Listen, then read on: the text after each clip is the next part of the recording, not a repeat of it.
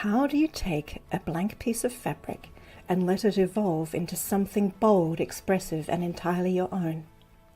I'm Tara Axford, course creator at Take2, and I'd like to begin by acknowledging and paying my respects to the Gadigal people, the traditional custodians of the land I'm coming to you from today in this week's Friday Feature Artist, where we're so pleased to welcome contemporary fibre artist Pat Pauly.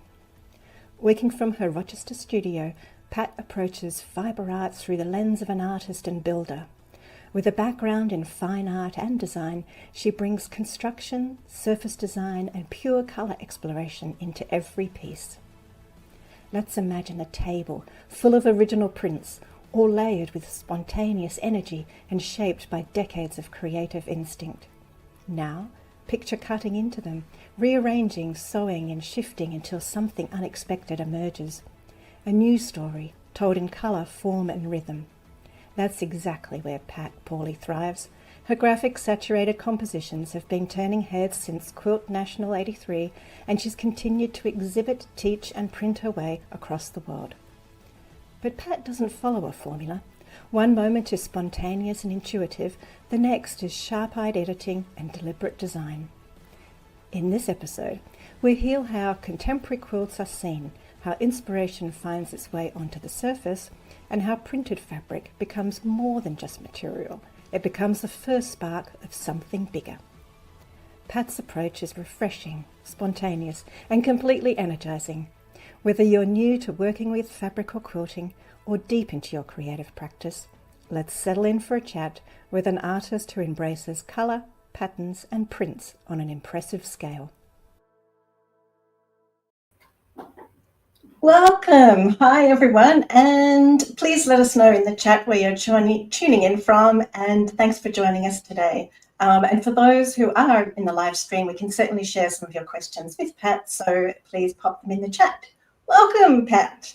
Well, thank you. Thank you. I loved that introduction. I want a copy. Well, yes, I'm so thrilled that you could join us today. Amazing. And I'll just let you know, we've got lots of people joining us. Hi, Vivian. Thanks for tuning in. And Kim. Wow, amazing. Lots of fans coming in. Wow. Yeah, so it's great to be across all the time zones. Thanks, everyone. New Zealand, amazing too. Yes, so yes, please let us know as we chat along if you've got any questions, and I'm sure Pat would love to answer them. So since we are kind of across the audio and the visual, how would you describe your work to someone who's never seen it before, so we can get a picture of what it is that you create? Well, yeah, that's a good question. From afar, if you didn't know they were quilts, you'd think they were paintings. They're really quite, intense color. The color is really intense. I do have a lot of motifs that I use to print. How would I describe them? They're abstracted. A lot of them have a botanical base to them, and so those things do show up in the motifs. But from afar, they look like a painting. They don't have a real pattern to them. They're not in blocks, not usually. I don't know how else to say it. So they're abstracted. Yeah, I think that's really interesting. And also we are going to use the Q word, the quilt word.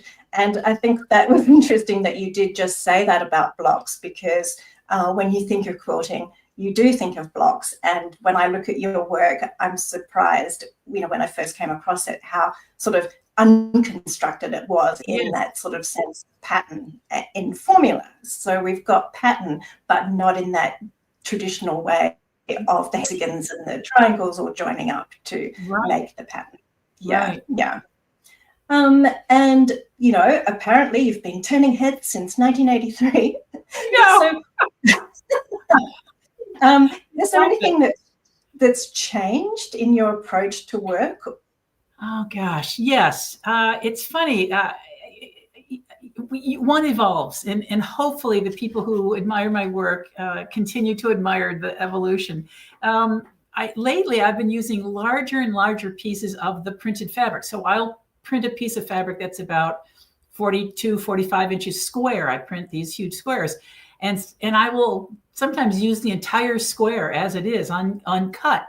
Often it's cut a little bit, or I'll cut it and shift parts of it around, but I'm making the work of printing do the work when I'm composing. I don't know if that makes any sense, but anyway, I'm using more and more larger pieces of fabric. And it looks like I've appliqued or I've stitched or I've made blocks, but it's in the printing, not in the piecing. I suppose before I unpick that, no pun intended, has there anything that stayed the same in your approach? Yeah, I think the color palette has always been pretty intense, and I don't know why. I guess I just don't shy away from it. Somebody once said, I do sell my fabric online, and every now and then people will buy it. A friend of mine bought it, and she had made something, put it on Facebook to show the world, and said, this is a piece, some of the fabric I've used is Pat Pauly's. And then she wrote, which cracks me up, she wrote, when I use Pat's fabric, it looks like they're talking to each other, but when Pat uses her fabric, it looks like they're having sex. So there seems to be, I don't know, people have said, gosh, I never would have put those things together. So I guess I have a way of making these fabrics or these prints really kind of explode. I don't know, have a little more energy than they should, maybe. I don't know. Yeah, let's go with the passion and the pleasure in that. There you go. That's better. Yeah. And maybe this is a good one to show up. So I'm just bringing up Love Letters Lost. So there we go. That's passion. And, having just said they're not in blocks, I think I probably just picked the only one of yours that actually is lots of squares.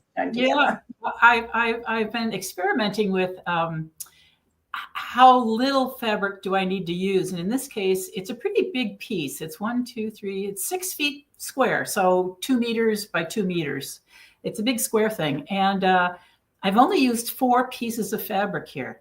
Now, granted, the fabric is pretty nice and is a varied print that I've printed, but I wanted to see if I could just use those 4 pieces of fabric anyway. It seemed as though as though somebody had found a bunch of letters and just tore them all up and threw them around. So that's why it's called Love Lost. Yeah. And I love that. And for people just listening, please visit the show notes and then you can have a link to the image. But when you said the 4 pieces of, I think you said 4, so we're just looking at a pink, purple, reddy, orange, and perhaps the piece that almost has, like you say, handwriting to create that feeling of the letters. Right. And it turns out, so after, once it's in blocks, it just means scrambling that thing until I like the composition of it. But it was kind of fun to do. I've done a few of them. It's anyway. Yeah, no, that's really interesting. So I'm trying to go back to what my questions are all over the place. So has there ever been a piece that completely surprised you or took you in a direction that you didn't expect? Oh, gosh. Well, there was one piece, I think it was during COVID. COVID was tough because I love people and I was being isolated. And so I was working on a piece in my studio I'm trying to think now. Oh, yeah. And so I was working on a piece and it was rather, God, I don't know, sad really. And I didn't really, when I work on these things, I have no idea what they are. I just sort of work on the design wall and then they appear to be something. And I had to figure out what it was. And it had to do with the fact that we could no longer get together as a group and be amongst each other, which is, I get a lot of energy from other people, being an extrovert. So anyway, this had a whole central figure of circles in the middle of it. And I realized that that it was no longer safe to get together, to be together. And at the same time, I realized that someone had gone into a church where people were praying and opened fire and killed people, and they could no longer congregate. So I named it congregation. It was, anyway, so it was very emotional, and I don't know what the question was. What was a breakthrough? Do I have this? That's the one. Yeah. Right. Yeah, congregation. Yeah, and I guess for those, again, listening, please look at the show notes, but the central motif is kind of misshapen circles. Right. Yeah. Yeah. It's a big quilt. It's maybe 8 feet wide. I mean, it looks smaller here, but it's really quite big. And around each circle, I quilted it in red.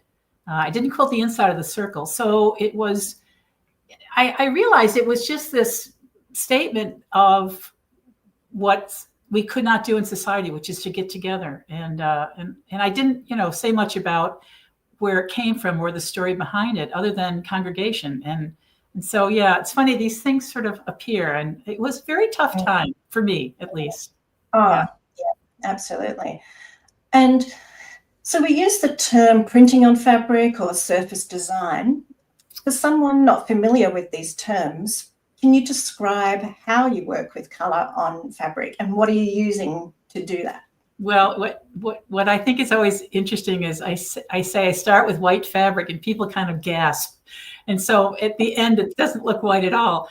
I start with white fabric, and in order for me to use the dyes that I use, which are Procyon MX dyes, they're a fiber reactive dye. I need them to lock into the fiber itself, as opposed to just painting on the fabric with acrylic paints or textile paints. So it links into the fabric, and the fabric becomes soft, and it's just as though, there wasn't no paint on top. Anyway, in order to link it, you have to use a mordant or something that actually chemically bonds the dye to the fabric. So I soda soak it, use soda ash, and I soak my fabric, let it dry, and then now it's ready to print. So when I put the dye on it, the wet dye, the water, and the soda ash will connect in that fabric. And after a few hours, I can wash it out, and it's wash fast. So I use all kinds of techniques. I love silk screen. It's my absolute go-to. I have all various ways of using screens. I do rubbings. I've used stencils. I've used direct scraping color over. None of this is like putting a bucket of dye, which I think people think dyes mean, you paint on or put things on. It's really directly applied. Everything I do is just directly applied to this fabric. And so I can control where the color hits. I can control the intensity. I can control things that overlap, because these pigments react as transparent. So it's kind of like watercolor, which I think is a really tough medium. Anyway, I just love printing. It is a Zen moment. And so, yeah. I love that. And there's so many things in what you just said. And for those playing at home, that mordant soda ash is key. That.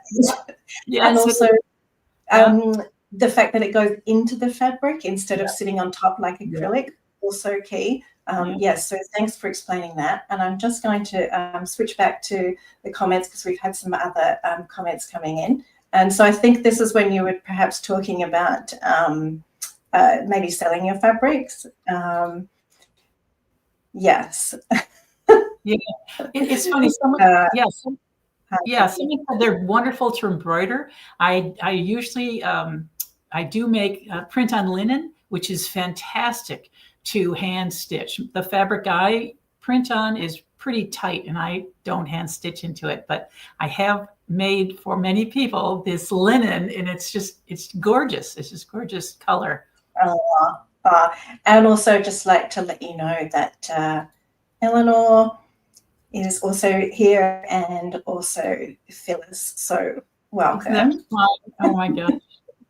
Love to have the fans. So yes, going back to that texture and the printing and the stenciling, all of that is so exciting. And I love in that intro how we saw that scraping. And I thought, it is just seems so freeing and spontaneous, that gesture. It's anything, but sort of Right. tortured, and all of that sort of thing. So the fabrics are artworks in themselves. Do you Right. ever find it hard to cut into them once they're made?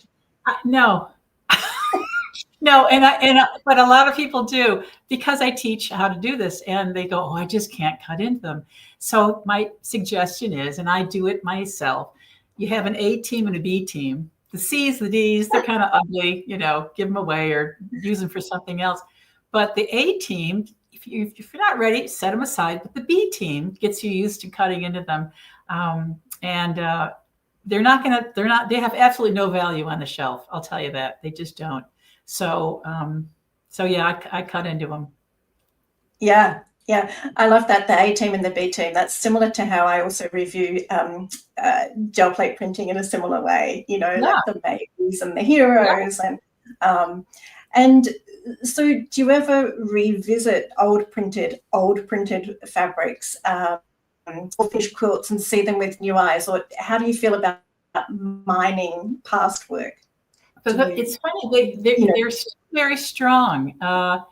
And I look at I do keep track of them all, and I can see how that evolution has taken over. I mean, I did at one point just dye fabric for colors, and I tried shibori dyeing. I did that to the point where I was like, I needed something more. So I knew how to do dyeing, and I was very keen to use both commercial fabrics and my own hand prints, which I think is a fantastic combination. I haven't in a while, but I now use my own work. I keep forgetting your questions. I get off on these tangents. So sorry. Yeah, no, that was great. I think it was just about revisiting old pieces, or right. I guess Right. you wouldn't.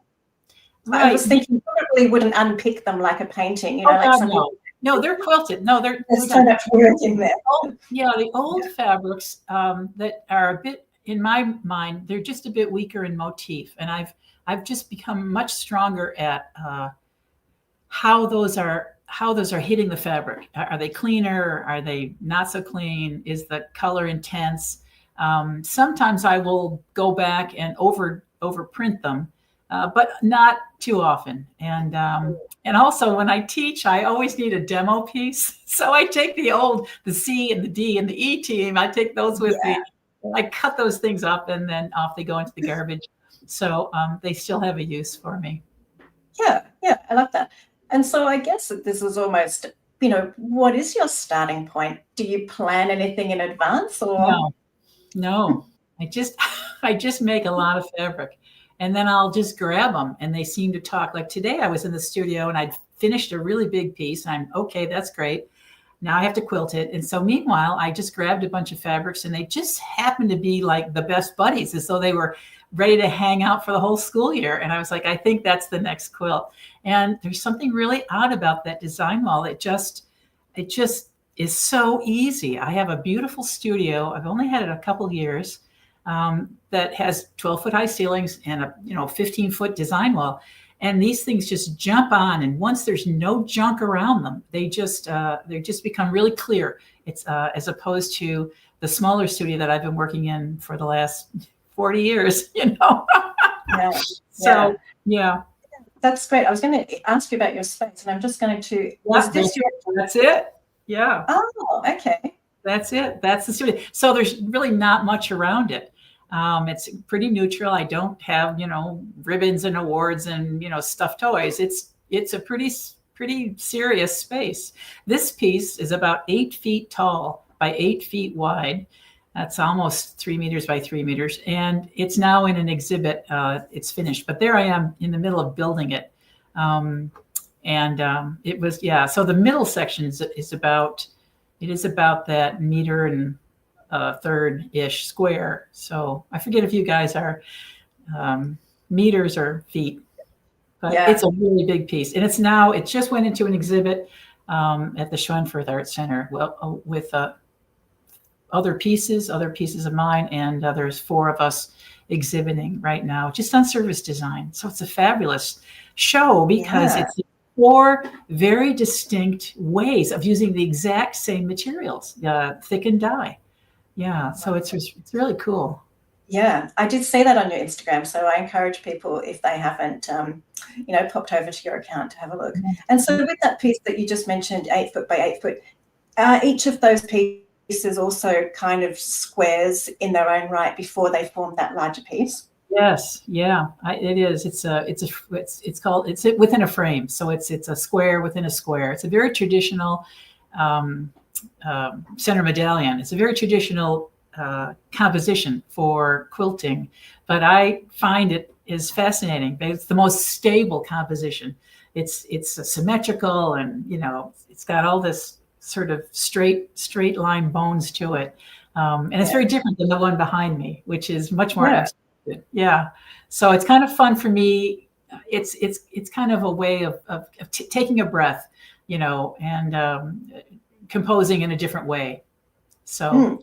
And I'm interested in that, from the printing to the composition. So again, looking at that particular wall, is that like a padded surface that you're pinning onto? Yep.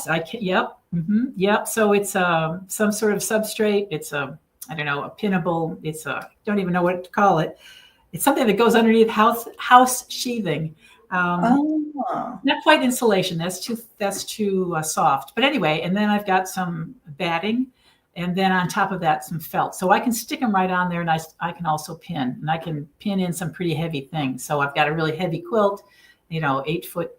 That's pretty big. And I'm quilting it with wool. So that's my secret, which is that when I travel, like I'm going to be traveling to Birmingham this in England this summer, I'll be taking my quilts with me. And I can fit more in my suitcase, because my weight limit is 50 pounds, I think. So the wool is much, much lighter to transport, and it doesn't, anyway, it just behaves really nicely. So that's what I'm using. Yeah, that's so interesting. And so we might as well just get to that now. So you're going to be at the Festival of the Quilts in Birmingham on July 31st, I believe that opens. So anyone in the UK or who's traveling, and so you've got a gallery. Tell us about. Yes, I applied for a gallery, and they were very excited to have me. I'm thrilled.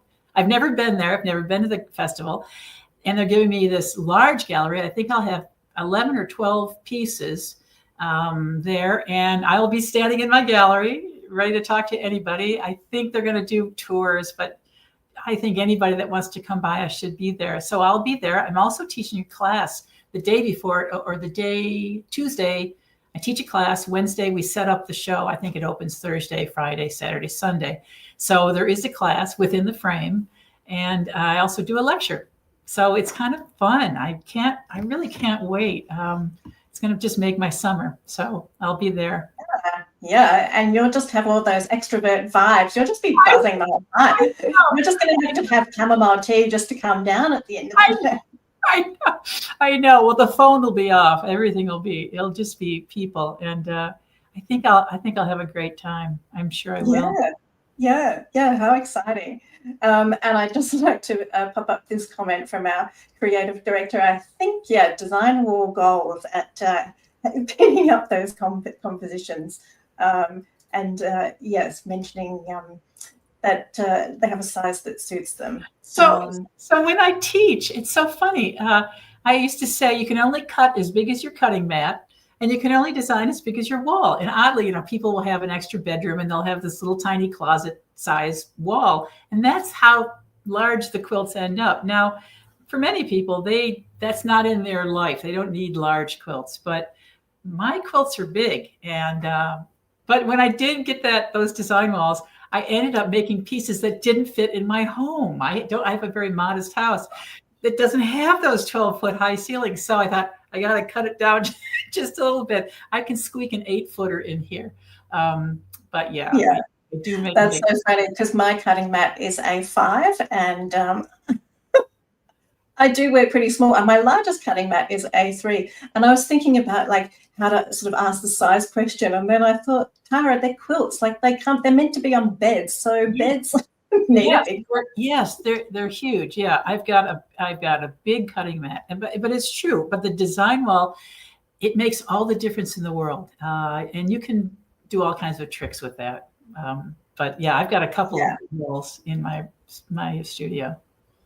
And I suppose the size thing, is there freedom in working in that larger size because of the sort of gesture or printing nature of what you're doing? I think the nature of the fabric is it's not tiny small. I don't quilt tiny. I don't print tiny. I really print to large scale. And I suggest people do that because the more you cut it up, the smaller those pieces get. And so if you're already starting with a small print and you cut it, it goes to nothing. So Yeah. yeah, I I Yeah. think I think it's no, I just Yeah. And I think we will go into one of the other images. uh, So this piece, Atmospheric River, so many different interesting textures and lines. Again, kind of a similar color palette from really with the dominating color is yellow and a sort of turquoise with the highlights of some pinks. So again, that question of moving from the print to the composition, are you just sort of, interviewing them on the wall, or do you kind of know how they're going to come together? I have no idea how they're going together. I pick a selection, basically like if you were painting in oils, you would have a palette and you would put those oils out. And those are the colors you're going to use. I do the same thing with these fabrics. I'll put them out, figure it out. I've got light, I've got dark, I've got this range, I've got a mix of strange, and I'll just sort of use them. If I hesitate and go back, I'll just let's confuse it. It's like second guessing. So I just say that's what I'm using, and I'll then start composing these things. And in this case, it was put together, take it apart, put together, take it apart, and I made sections that then fell into that. I didn't know what it was until it got on the wall, and I just come from San Diego, and they promised me sun and warm and wonderful, and it rained so much it was an atmospheric river, which is this tremendous deluge of water. I mean, flooding. So it was pretty funny when I think about it. So when I came home and I used those fabrics, I went, I don't know what this is, but I think I've been in this before. So, but as far as the composition goes, yeah. Yeah. And so when you're kind of auditioning those pieces, are you tacking them or just pinning them to get that sort of? Oh, they're sewn together and cut apart, sewn together and cut apart. So they're kind of these, I don't know, sections or blobs or pieces that just keep getting moved around and moved around. And I'll try out various different compositional styles, which I have my own little cheat sheet of compositional styles. So if you take a class with me, I'll share that with you. And some people think it's kind of ridiculous, but I think in the end they realize that it's a real handy thing to know. What's a center medallion? What's a landscape? What's a portrait? All that stuff. What's asymmetrical? What's an overall? All those things. Like, what is it that you're looking at? So we talk about that. Yeah, that would be very, definitely good to know. And so we can see by the piece behind you and on the couch, the chair there. So, I'd say you're known for your bold compositions and saturated colours. Do you have any advice for someone who's nervous about using strong colour in their work? No. I think there are people who are, I think they start out saying, well, I'm just going to make everything all in blues and I'm just going to use, one pop of color. And this pop word drives me nuts. I think everything goes. Value is the one that works the most. I have no advice other than don't be shy. Yeah, try it out. Yeah, those limited palettes. And you mentioned the river there and the flooding, and I suppose I'd love to hear more about this piece as it's close to home in Sydney. So Bondi Beach, again, that beautiful energy. Could you tell us a little bit more about this piece? Yeah, this is an unusual piece. I had come to visit Australia, and it was just wonderful. And I did get to see Bondi Beach. And anyway, I came home. And all kinds of things happened in Australia. I know there was tremendous fires, and then COVID hit, and there I was making this piece, and I couldn't figure out what it was. And then I realized that it was where I had just been, which was Bondi Beach, and I could just see the water, and I could see that beautiful shape of the beach itself, and it just seemed to be that's exactly what it was. These things just sort of come, and I go, oh, I think I know what that is. I was just there. And I just found this real sadness for, I had just left the Blue Mountains where everything was so incredibly beautiful. And then I watched on the internet, the mountains just melting, this fire was just melting the green off of it.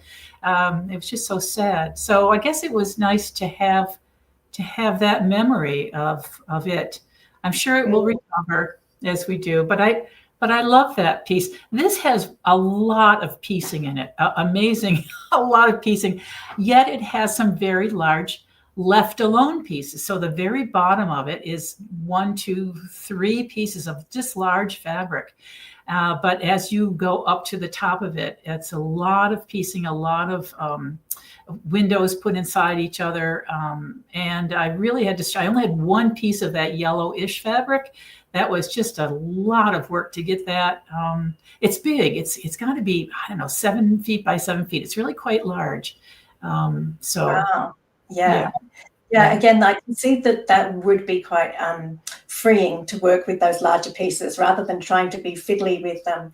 But also, as someone who's not really in the quilting sphere myself, that to me, I loved seeing all of the bits, the way that, you can see that there's smaller bits pieced together, and that's not a grid.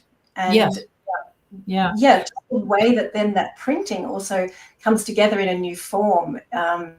It's really exciting. It's a really strong piece. Yeah, it's been in shows. It's now in a collection. But the printing of it, if you look closely, the printing looks as though I'm piecing blocks, and I'm just printing those angular pieces. Those are just prints. Those aren't pieced in. So it's got this great, like push and pull of motifs where it looks as though I'm piecing those strange shapes, but I'm not. It is a great piece. Yeah, I've always loved it. And I guess that sort of deconstruct of probably is one uniform piece of the graphic. So it's got that graphic language that then it's deconstructed and come together in a new way. So it all relates in a new. Yeah. And it seems like you're working with perhaps a resist or and I guess maybe that mono printing that we saw in the intro works so quickly in that C. And have you also got a bit of free motion stitching on that? I do. Many, I know there's a tendency for modern quilters, I shouldn't use the word modern, contemporary quilters, to just drop straight lines through the whole thing. I forget, it's matchstick quilting or something. I don't do that. I actually draw right into it. I'll draw whatever shape that is. I'll draw around it. I'll fill it in. So I have a very different way of tackling the quilting part of it. It doesn't show up much. I don't like it to show up as an element. Yeah, I really want the print to show up, but I can show you straight up close. I don't think I gave you any detail shots, did I? I think I've just got one, so let's go with that. See if you can see it. So I'm drawing in. I'll tell you what you do. Look at the back, and you can get an idea of how I've quilted it. So there. So it's really just drawing into the images of what, Well, the back's beautiful too. Yeah. So I didn't think about the back, but the back is gorgeous as well. Yeah. So if I've got something, I'm drawing into it, drawing over it, accentuating it, and so forth. But it doesn't really show up until you get nose to nose with the piece. So just when you want to go through the Festival of Quilts, and I think a lot of people are going to be there. I'm very excited by it. Very exciting. Now, I do have a question from Kathy. How are you piecing them together? I am a sewer or a sewist. or a sewer, as some people think. I sew them. I don't use fusing. It's rare that I fuse, extremely rare. Every now and then I'll do a raw edge. It's pretty rare, but I am a piecer. I love sewing, I love piecing, and I love ironing. So, so they are pieced. They're all pieced. Yeah, I don't fuse. I think to myself it would go much quicker if I did fuse, but I don't. So. I was going to ask you what your favorite tool was other than perhaps a sewing machine, but maybe it is your iron, is it? I do love that iron. Yeah. Well, I break them all the time. I used to buy fancy ones and I drop them. So I don't let myself do it. I'm trying to think. I bought a great tool, which is, it's a telescoping wand with a magnet at the bottom to pick up all the pins that I drop. Oh. So that's my new tool. Yeah. And this is a great question from Joe. And I was thinking this as you just held up that piece then. Yeah, I have a real bias about showing the backs. I know people, in traditional quilt shows, they have white glove people and they toss the back, and show the back. And as far as I'm concerned, they never asked Picasso, they never said, I want to see the back of it. And it drives me wild, this label and this sort of accentuation of the back. It drives me nuts. I don't want my back to show. On the other hand, I do use pretty cool fabric on the back because they do get handled a lot. They get hung, we transport them. You do see the back. I never use ugly fabric on the back, but they're not to be seen. I don't get it. I sign the fronts. I sign them with a embroidered name. I have done that. My first quilt was 1981, and I still sign it, Pauly, whatever the date is, the year. So, and I'll tell you, I've had pieces hanging up high, and people can find my name. They write me a letter. I'd love to buy a piece. There you go. They're not looking at the back, and as far as I'm concerned, that's like no artist. You would just not look at the back. So yeah, but just in case, you've got to have something, half decent. And I suppose, like when we were talking about the Festival of the Quilts and exhibiting, where's my question? Where was it? It was something about when it comes to exhibiting in the world of quilting and the sense of having to get things correct, is there anything that we really do need to know? Well, it's funny because when I'm teaching, pretty much anything goes, but I do ask them to make a perfect 1/4 inch seam, and it does matter. One person I met, she'd done this huge lecture, and she'd given this talk, and she said, and here's this, she's a traditional quilter, but she had this kind of wild thing she hauled out of the luggage, and she said, this is this piece I made, and it's all kind of wacky. I call it my art quilt. To which I thought, absolutely not. Art quilts are made beautifully. They hang beautifully. And it's all because they know how to sew these pieces together so they don't have rumples in them. And that has to do with the 1/4 inch seam. So I guess that's the one thing I do ask people to do. Otherwise, anything goes. So I don't know if that's good or bad. Oh, yes, the perfect 1/4 inch seam. And I suppose the other question that struck me when I first saw your work, do people assume either that you are a painter, or that from a distance the works that they're coming into a space to view are paintings? And then what's your response to that? It's great to see. There was an exhibit I had, and I think the lead up was easily 200 feet away. This person walked until they got really up close and went, oh my gosh. I think I was standing way back, and I knew who he was. He was a very well-known painter. And he was flabbergasted. He goes, oh my gosh, these aren't paintings at all. And I think he was talking to the gallery manager at that point, and I didn't butt in. But that's it. They look like paintings. And I think they, in many cases, are treated as such. I've been in exhibitions where it's every medium, fine art medium, fine craft medium. I don't know where I call it fine craft. But yes, where textiles are used now next to etchings and photography and painting and so forth. But they do look like paintings from a very contemporary. And I think, yeah, I need to go back to one of the other images. Another beautiful blue piece. And so we've got a mix here of, again, breaking that mold of what I would have called the traditional quilt, although we've still got some shapes. Yeah, can you describe perhaps a process about how you approached Blue Garden? Well, oddly enough, this was a challenge. I do love challenges. And one of the large quilt festivals had a competition for the Sapphire Year. And I thought, oh my gosh, I'm so famous and so wonderful. I'll make a quilt. They'll have to take it. I'm so great. And as it turned out, they didn't want it. They really wanted the traditional blue and white quilts. To which case I said, well, they are not my people. So I put it in another work. It has another show rather in it. I think got an award or something. But you have to know where your acceptance is, I think. That piece, which again, it's big. It's like 7 feet square. It's really big. Wow. These are all big. It has a lot of piecing in it. In this case, I wasn't letting the print do the work. The printing was the decorative part of it, but all the work is in the piecing. So yeah, the person said, how do I put these together? This is all pieced, and it's very tricky. But I only had so much of the fabric. And again, such hubris I had, like, oh, they're just going to love this, but they didn't want it.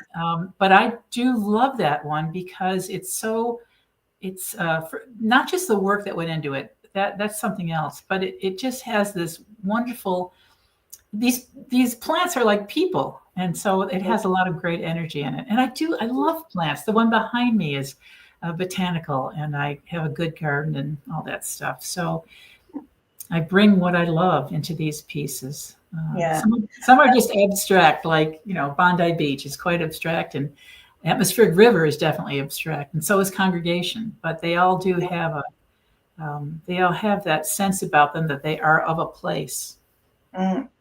Yeah, that thing of knowing the audience or knowing the space, or however you phrase that, sort of really rings true. And I think, like a painting too, the way that you create that balance and harmony is a real art when you've got so many graphic and textural pieces going. So if that one's big, then now I'm calling out Unfolding Years, which is a super graphic limited palette with texture and blacks and whites and a green. Is that also quite a large piece? Or it's almost 10 feet wide.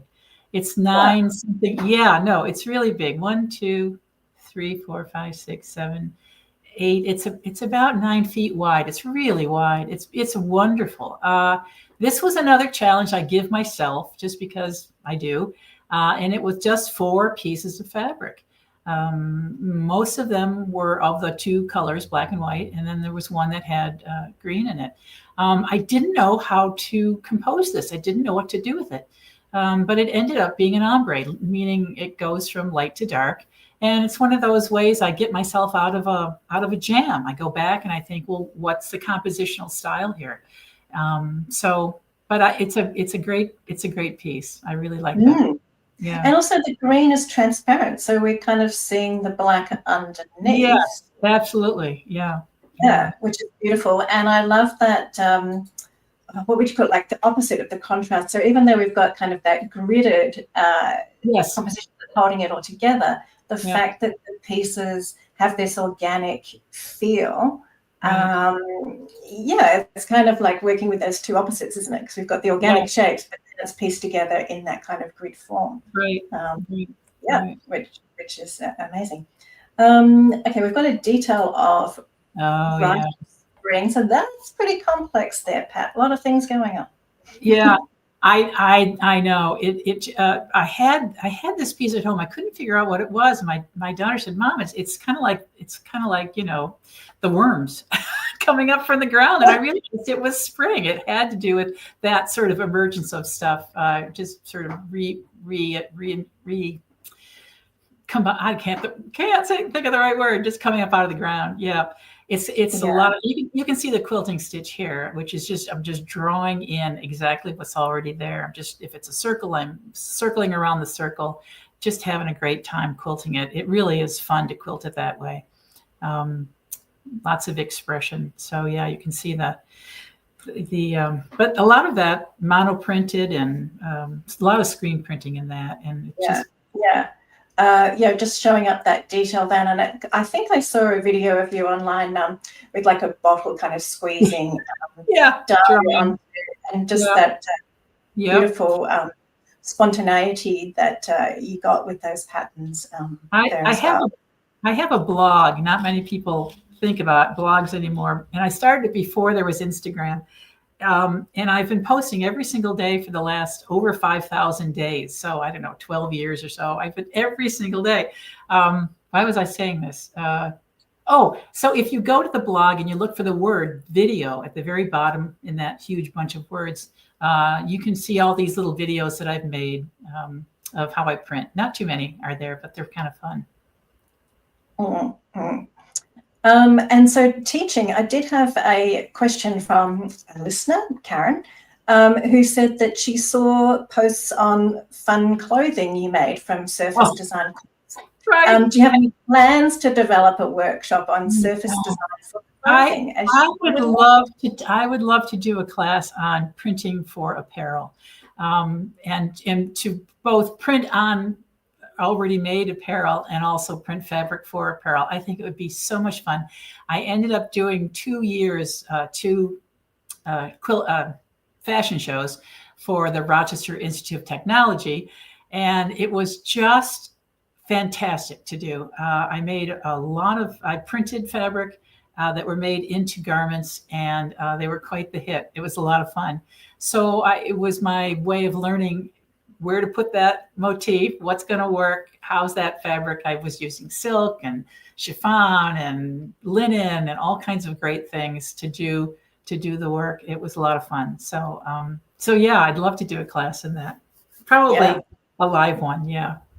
Yeah, I'm sure you have lots of people. I can imagine those beautiful jackets, like sort of a block print jacket that artists can wear when going to one's other exhibitions. We like to have those. Bible look. Yeah. Now this is a bit of a harder question. So how do you kind of guide students to find their own visual voice when they're stuck with what should I make? How should I start?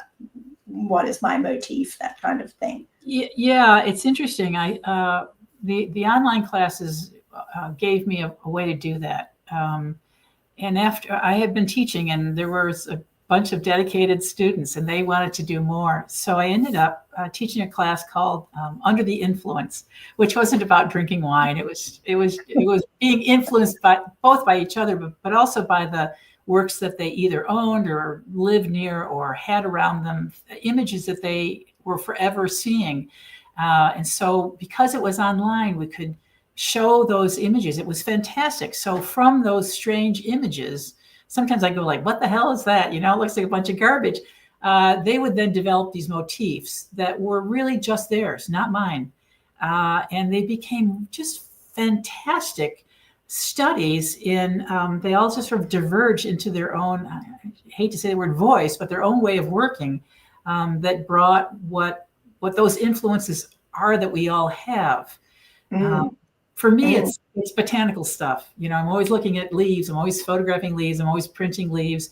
But for these other people, they were interested in all these other topics or images or junctions. It was fascinating to watch. Anyway, so we did it over a 2-week period and met every other day. Printing, and it was called Printing on the Influence. And it was really a great expansive way. So it's funny, even though they're watching me print and I'm doing my own thing, they end up developing their own style. And I can't help. I mean, I can't like get in their way. I mean, they just go and do it. And I'm like, where'd that come from? And it's really fabulous to watch, which is why when you take a class, you're just exposed to all these different methods of printing and also motifs. Anyway. Yeah. I don't know how to. Not getting in the way, the essence of the true teacher, perhaps. Yeah. And also, I think sometimes we're moving so fast and, we've got to, I love to take a photo, constantly taking photos, but then sometimes we need to remind ourselves to actually sit and just go back and review the things that we have on our camera roll, because until you actually engage with it and reflect, you can't see the patterns of the things that you're always drawn to, because you're just constantly snapping. But you need to make that time to go back and work out, what it is that you're drawn to, so that it comes out in that subconscious. So I guess going back to that imagery thing, and I've seen this appear in the quilting world. What are your thoughts on printing photos on fabric and then working on that? It's I'm not a crazy fan of it, and it has. I think there's two reasons. One is I've done a lot of photography work. I had dark rooms like for years and years and years, and so I think photography. And I've printed on paper. I've printed on fabric. Photography. It was straight photography. Made books, all that stuff. I think there's a what's the word? An integrity to the photograph. If it's printed on fabric and then quilted, it is. I have a problem with it. And the other problem is it's only as big as the photograph you can print. And so even contact prints, leaves and things that you can never get larger. And I'm always interested in scale. You can't move it bigger than that unless you print a really huge photograph or print it. But I've seen enough photographs that are printed and then quilted, and I keep thinking like, it doesn't make sense. It doesn't make sense to me, and I shouldn't be so negative, but I don't know. It doesn't seem to have the hand of the maker. It's like it's a photograph. And I guess, you've got so many techniques at your hands for creating that texture. And like with ones that we've seen so far, you're already conveying that sense of place with the techniques that you use, that you don't actually need the photographs as well. So, the time has flown by, but I'll just show this Oregon Rain, since we're talking about capturing places without the use of photographs. Can you explain about that? Again, it's beautifully harmonized despite all the different textures and colors. Yeah, this I was trying to build things in columns, and it's pretty obvious where these columns are here, but I wanted it to not look columnar. It's really a landscape, meaning it stretches. It's got this sort of smear of black that goes from left to right. It's huge. It's about 9 feet wide. It's not. These are not small things. But I loved the fact that I could use a huge amount of different techniques in one piece, and they could be coherent in that piece. Yeah. So it's got just a lot of stuff going on, but doesn't seem it when you see it. I think it sort of all hangs together pretty nicely. It's one of my favorites. Yeah. This is no longer mine. It was purchased and it's in a collection. But it's on view at the Schweinfurth. So I have three. I will have 3 concurrent exhibits. The Schweinfurth is open now. That's here in Western New York. The next one is at the New England Quilt Museum, which will be this month on through the summer, and I'll be up there in August for a lecture. And then the third, of course, is the Birmingham in England. So I'll have a lot of quilts out there. Lots to look forward to in the coming months. But just going back to that, I love kind of relating to painting, that it has that landscape feel, because it has that sort of horizon line and the detail in the foreground. And then even if you didn't know that the title was Oregon Rain, we've got that rain kind of gesture at the top. Before we run out, I guess the title thing is interesting. So I'm doing that on screen now. Yes. How do you go about coming up with titles for your works? Well, I can't do numbers because I can't remember them. This just seemed to have it's called duck's breath for those people who are listening in. And it's pretty much, it's not a big piece. It's maybe yard and a half by yard and a half. So maybe 4x4. It just seemed to have that duck print to it, that footprint, that strange shape of a duck's. Yes, the webbed foot. And so, and I just thought it's kind of what it's kind of that helter-skelter movement that's going on. It's a very moving piece. It's got lots of stuff going on. So I just figured it looked like duck's breath to me. Yeah, beautiful. I love that. So as we kind of come towards the end of the chat, which has been amazing, is there anything that springs to your mind in terms of advice that you've been given, creative advice that you've been given that you've ignored, but you were glad that you did? I know that's kind of one to ask a contemporary quilter. Oh, God. Advice I've been given that I've ignored. No, isn't that terrible? I can't think of anybody. I think I'm such a tall, loud person. Nobody dares to give me advice. I'm sure they have. I'm sure someone's listening saying, well, I told her once, and I'm sure I just didn't pay any attention. Yeah. And if someone was going to start beginning to print with their own fabric, is there a tool or a technique that you wish that you'd discovered sooner, or did you just leap into it? A tool or technique? It's funny. I've been using the simplest. I try to use the very simplest things, like paper, just paper, instead of these manufactured sort of, my stencils are sort of temporary, so I can make them again and again.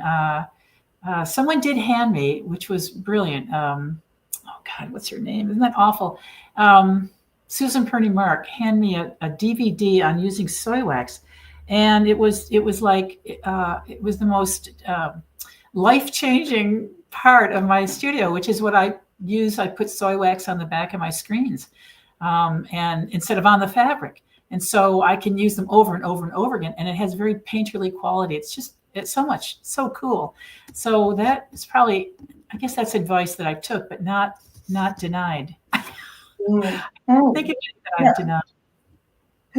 Yeah, you've been across it all. Well, I think, that's almost to the end of our time. I knew that it would fly by, and it's been great for everyone tuning in. Now, we do have those rapid fire questions we often ask. Do I get to answer them in a sentence? Well, however you wish. So if I said to you, every artist must own. I would say you have to own up to your work. You can't point out your mistakes, but you have to look ahead and just own it. Like, that's my work. Yeah, I love that. And I love that it's not necessarily a thing that you have to have. I know. I love that. Yeah. Every artist must have their own workspace. I've sewed between the washer and the dryer, a 3-foot section for years. I'm not kidding. I've sewn in closets. I've sewn anywhere. I'm very fortunate to be able to afford a studio. Really fortunate. But you have to have a space somewhere set up. Yeah. Yeah. And I think if you have that desire and that need, you kind of will find a way. Like, when you're working between the washer and the dryer, where did you pin the work to work on the composition? I don't remember. I just remember that was all I had. I've always had a place to sew, always. Yeah. Must. Every artist should use every discipline that they know. I think I've done a lot of things in my life. And if you know carpentry, use carpentry. If you know how to make graphics, make graphics. If you have bookkeeping skills, use them. If you love botany, everything you do and experience should be of use to your work. I really do think it's got to come out in that. You don't have to tell anybody about it. You can just do it. And there's always so much pressure. Just concentrate on one thing. Stop. I don't mean you should do a million things.